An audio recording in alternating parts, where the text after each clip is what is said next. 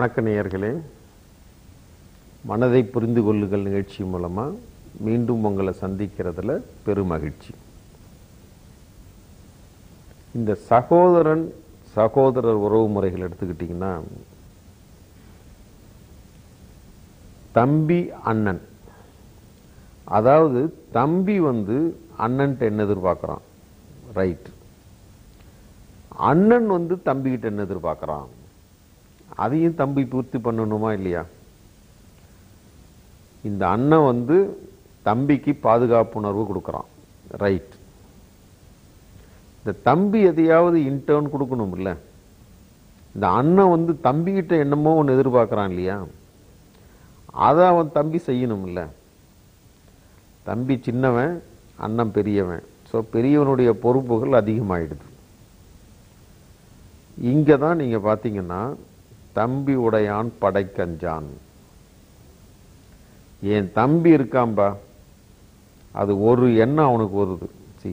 அண்ணன் தம்பிக்கு பாதுகாப்புணர்வு கொடுக்கணும், அது புரியுது. தம்பி அண்ணனுக்கு என்ன கொடுக்கணும், இது மிக முக்கியம். தம்பி அண்ணனுக்கு உயிரையே கொடுக்கணும்னு எதிர்பார்க்குறான். இங்கே தான் வித்தியாசம் வருது. தம்பி அண்ணன் எனக்கு பாதுகாப்பு கொடுக்கணும்னு நினைக்கிறான். பட் அண்ணன் என்ன நினைக்கிறான், நான் போய் குதின்னா குதிப்பான், அதான் என் தம்பி. இதை செய்யின்னா செய்வான், மறுபேச்சே கேட்க மாட்டான். இந்த மாதிரி ஒரு தம்பி இருக்கும்போது எனக்கு என்ன கவலை? அதாவது அண்ணன் எதிர்பார்க்கிறது, எனக்காக என் தம்பி உயிரையே கொடுப்பான். அப்படின்னா என்ன அர்த்தம்? உயிரா கேட்குறான், அவனையே முழுமையாக கொடுப்பான் அப்படின்ற எதிர்பார்ப்பு அளவுக்கு இருக்கும். அந்த அளவுக்கு தம்பி நடந்துக்கணும். அண்ணனுக்கு இது வேணும், அண்ணன் வந்தாரா, அண்ணன் போனாரா, அண்ணன் சொல்றாரே, அண்ணன் சொன்னாரே, அண்ணன் செய்ய சொன்னாரே, அண்ணன் கேட்டாரு, அண்ணன் கேட்பாரு. இதான் ராமன் லட்சுமணன் உறவு, புரியுதா? அண்ணன் சொன்னான்னா அதுக்கு மறுபேச்சே கிடையாது. அண்ணன் சொல்றது தப்பு தான், இருந்தாலும் அண்ணன் சொல்லிட்டார். அண்ணன் சொல்றது முடியாதது தான், இருந்தாலும் முடிச்சே ஆகணும். இதுக்காக நான் எதை திறந்தாலும் பரவாயில்ல. இந்த அளவுக்கு தம்பி நடந்துக்கும் போது அந்த அண்ணன் அதை திருப்பி கொடுத்தே ஆகணும். இப்படியெல்லாம் நான் செஞ்சனே, எங்க அண்ணன் ஏமாத்திட்டானே இப்படின்னு சொல்றோம். அது அடுத்த பக்கம். ஆனா அண்ணன் தம்பிகிட்ட எதிர்பார்க்கறது, முழுமையா தம்பியே வேணும்னு எதிர்பார்க்கறான். அந்த மாதிரி இருக்கிற அண்ணன் தம்பி உறவு தான் பார்த்தீங்கன்னா மிக மிக அற்புதமா இருக்கும். மறுபேச்சே கிடையாது. இவன் என்ன சொல்லுவாரு, என் தம்பியா, அவன் மறுபேச்சே கிடையாதுங்க. நான் சொன்னதை அவன் செய்வான், நான் போனாதான் அவன் வெளியவே போவான். மேற்கொண்டு அவன் எதையுமே செய்ய மாட்டான். முழுமையாக தன்னை அர்ப்பணிக்க வேணும்னு அண்ணன் எதிர்பார்க்கறான். ஏன் அப்படின்னா, இவன் நீங்க பார்க்கலாம், சில பேர் 4-5 சகோதரர்கள் இருப்பாங்க. அண்ணங்காரன் தான் வீட்டுக்கு தலைவராக இருப்பார்.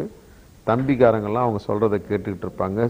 பெரிய நிறுவனங்கள்லாம் இருக்கலாம், 4 தம்பி 3 தம்பி 4 விதமாக பார்த்துக்குவாங்க. 8 தம்பி நிறுவனங்கள் அவ்வளவு வெற்றிகரமாக இருக்கும். அங்கே அண்ணன் சொல்றதுக்கு அர்த்தமோ மதிப்பீடோ அல்லது வெயிட் பண்ணி பார்க்கறதோ இருக்காது. அந்த மாதிரி இருக்கிறதுனால தான் அந்த கூட்டு நிறுவனங்கள், கூட்டு குடும்பங்கள் அவ்வளவு வெற்றிகரமாக இருக்குது. அதாவது தம்பின்றவன் முழுமையா தன்னை அர்ப்பணிக்கணும்னு அண்ணன் எதிர்பார்க்கிறான். அந்த மாதிரி அர்ப்பணிக்கும் போது அண்ணனும் என்ன சமூக விரோதியா, அண்ணனும் கொடுமைக்காரனா, அவனும் ஒரு சராசரி மனிதனா இருக்கும்போது அவனுடைய கடமை கட்டாயம் இவனுக்கும் சேர்த்து உழைக்க வேண்டிய அளவுக்கு பன்மடங்காக ஆகிவிடுகிறது. இதை புரிஞ்சுக்கணும். நான் முழுமையா என்னை கொடுத்துட்டுனா என்னை ஏமாத்திடுவானே, முழுமையா என்னை கொடுத்துட்டா என்னை சாப்பிட்டுருவானே, அந்த மாதிரி இருந்தான்னா அண்ணன் இவனுக்கு பாதுகாப்பு உணர்வை ஏற்படுத்தலன்னு அர்த்தம். தம்பின்றவன் அண்ணனுக்காக எதை வேணாலும் செய்யணும். நீங்களே பார்க்கலாம், சில வீட்டில் பாருங்க, இதை எடுத்து வைப்பா அப்படின்னா தம்பி அண்ணன் சொல்லிட்டானேன்னு எடுத்து வச்சிருப்பான். இதை எழுதி வைப்பா எழுதி வச்சிருப்பான். இதை அட்டை போட்டு வைப்பா போட்டு வச்சிருப்பான். இதை மெயில் அனுப்புப்பா அனுப்பி வச்சிருப்பான். இதை டவுன்லோட் பண்ணி வைப்பா வச்சிருப்பான். இதையெல்லாம் பண்ணும்போது என்ன ஆகுதுன்னா ஒருத்தரை ஒருத்தர் சார்ந்து இருக்க ஆரம்பிச்சிடறோம். இப்படிதான் உறவு முறை கெட்டிப்பட்டு போகுது. இவ்வளவு செய்யற தம்பிக்கு அப்புறம் நாளைக்கு கஷ்டம்னா நான் பார்க்காம விட்டுருவேனா? என்னத்தானே அவன் நம்பி இருக்கிறான் பாருங்க, எப்படி வார்த்தை மாறி போயிடுது. அப்ப இவ்வளவு நம்பி இருக்கிறவனை நான் எப்படி விட்டுற முடியும்? அவனுக்கு ஒண்ணுமே தெரியாதுங்க, நான் சொல்றது மட்டும்தான் அவனுக்கு செய்ய தெரியும். அப்ப நான் பொறுப்புடையவனா ஆயிடுறேன் இல்லையா? அவனுக்கு சரியா சொல்லுமே. இப்ப புரியுதுங்களா? அதாவது அண்ணன் தம்பி கிட்ட எதிர்பார்க்கிறது 100% எனக்கே என் தம்பி, நான் சொன்னா அதுதான் அவனுக்கு வேத வாக்கு அப்படின்ற அளவுக்கு அண்ணன் எதிர்பார்க்கிறான். இதை தம்பி செய்யும் போது அவனுக்கு பாதுகாப்பை கொடுத்தே ஆகணும்.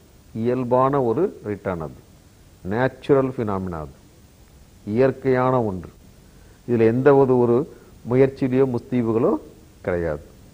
இதைத்தான் எதிர்பார்க்கிறான்றத தம்பி புரிஞ்சுக்கிட்டு அதை கொடுத்துட்டான்னு வச்சுக்கிங்க. இப்ப பாருங்க, அண்ணன் தம்பிகிட்ட என்ன எதிர்பார்க்கிறான், தம்பி அண்ணன்ட்ட என்ன எதிர்பார்க்கிறான். ரெண்டுமே மாறுபட்ட விஷயங்கள். இந்த மாறுபட்ட விஷயங்கள் கலக்கும் போது அவ்வளவு ஒரு உன்னதமான உறவு முறை வந்தே தீரும். இப்ப பெரும்பாலான குடும்பங்கள்ல ஒரே குழந்தை, அதனால சில சிக்கல்கள் இல்லாம இருக்கலாம், அதனாலேயே சில சிக்கல்கள் வரவும் செய்யலாம்.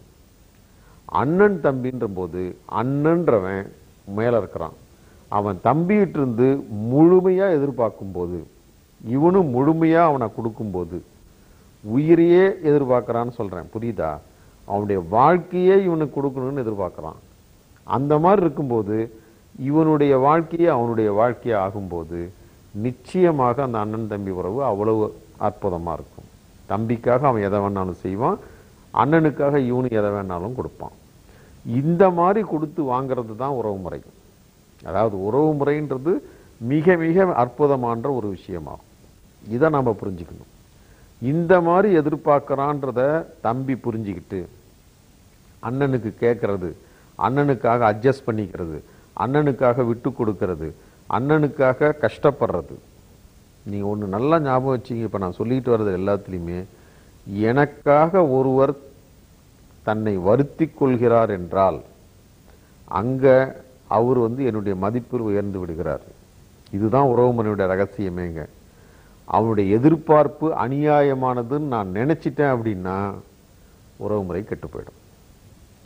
நான் சொல்றது முழுக்க எதிர்பார்ப்புகள், இதுல நியாயம் அநியாயமே கிடையாது. இதுல சரி தவறு கிடையாது, ரைட் ராங் கிடையாது. என்ன எதிர்பார்க்கிறாங்க அதை நாம கொடுக்கிறோமா, உண்மை. அதை தெரிஞ்சுக்கிட்டோம்னா, அதை புரிஞ்சுக்கிட்டோம்னா நிச்சயமா நாம கொடுக்கவும் முடியும், எடுத்துக்கவும் முடியும். இதை தான் நம்ம புரிஞ்சுக்கணும். இதைத்தான் மனதை புரிந்து கொள்ளுங்கள்ன்றது. இதை புரிஞ்சிக்கும் போது என்ன ஆகுதுன்னா உறவு முறை கெட்டிப்பட்டு போகுது.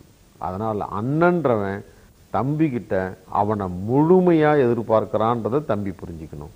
அதை கொடுக்க தயாராகும் போது, இதை புரிந்து கொள்ளும் போது அந்த உறவு முறை மிக மிக அற்புதமா இருக்கும் என்பது உறுதியாகும்.